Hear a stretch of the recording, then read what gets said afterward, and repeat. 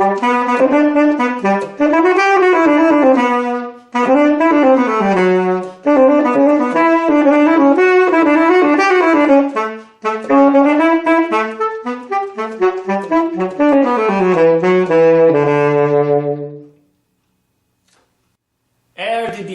The Devil's Song by Francois Couperin.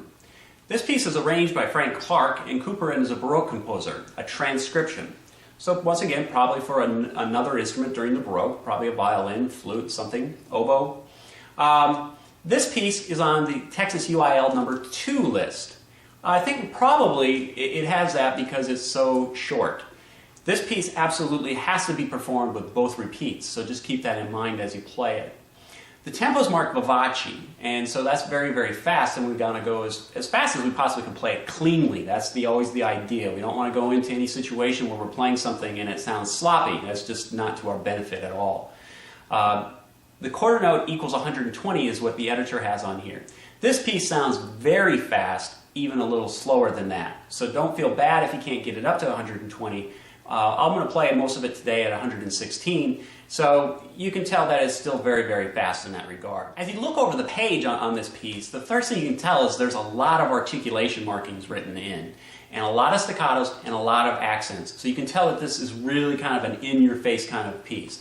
And really it is very flashy if you can play it faster, so I recommend that you really work on it to try to do that. Also notice the dynamic changes that we get. We get a lot of fortissimo right at the beginning, then we get a forte, but then we get an immediate subito piano down in the third line, second measure, from fortissimo all the way down to piano, which within a measure and a half all of a sudden jumps all the way back up to fortissimo again. So you can see that this has got a lot of rhythmic character and a lot of articulations that help accentuate that rhythmic integrity or that rhythmic value of this piece. Here are the opening measures of the air de Diable. And I want to have you notice a couple things. Listen to the aggressive tonguing style, and also listen for the eighth notes and the quarter notes, because it's on these notes that we still need to put in a little bit of vibrato to give that vitality to the notes.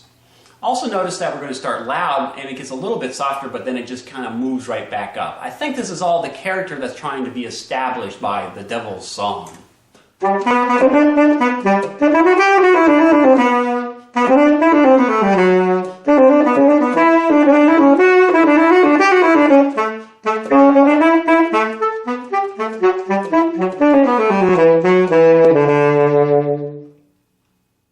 One of the compositional devices that Couperin uses in this piece is this alteration with large skips from a low note to a higher note.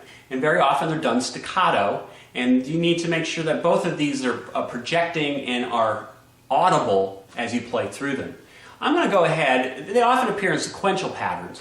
I'm going to go ahead and start about measure 35 and get into this last section around 39. Here specifically, the lower notes are more harmonic, the upper notes are more melodic. And what we want to do with these lower notes, you can see that there's a tenuto mark put over them. Well, we want to accentuate those like plucking of a string bass so that those notes come out and their speak and are very resonant. And we're going to do that with just a little bit of vibrato on that bottom note, while we keep the top note being more melodic. And so there's a distinct difference between the upper notes and the lower notes.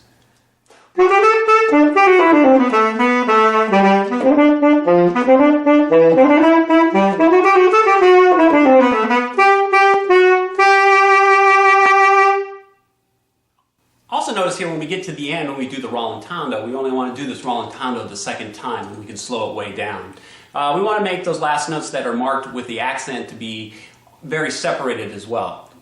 Lengthen them out, give them a lot of emphasis just like we've done the rest of the piece, but just make sure that you bring those out and give them lots of vibrato, and then really reach for that goal of A on the last pitch.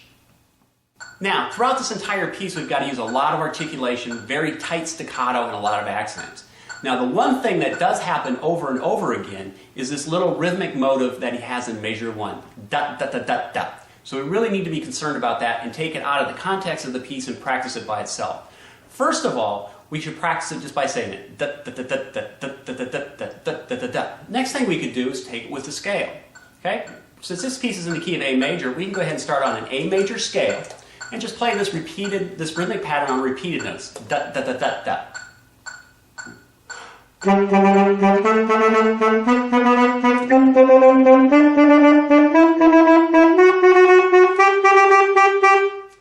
so forth and so on, okay? And you can also increase that speed. Might as well use it as a technical exercise. Increase the speed a little bit. That was 116. Push yourself and see if you can make your tonguing as light and as lively as possible. Now you notice that this rhythmic pattern doesn't ever occur with repeated notes. It's always on moving notes or notes that have a jump in them.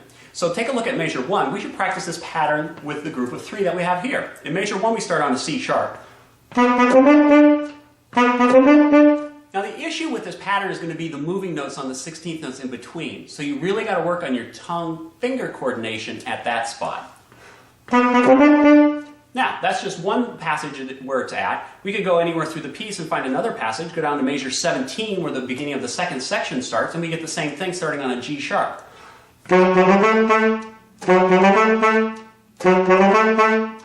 Here it actually happens to be a tenuto note over here, but we can still practice it with the same articulation that we want. So just move around, start on different notes within the A major scale, and that's a good way to make sure you're covering your bases on all of the patterns that might occur within this one piece.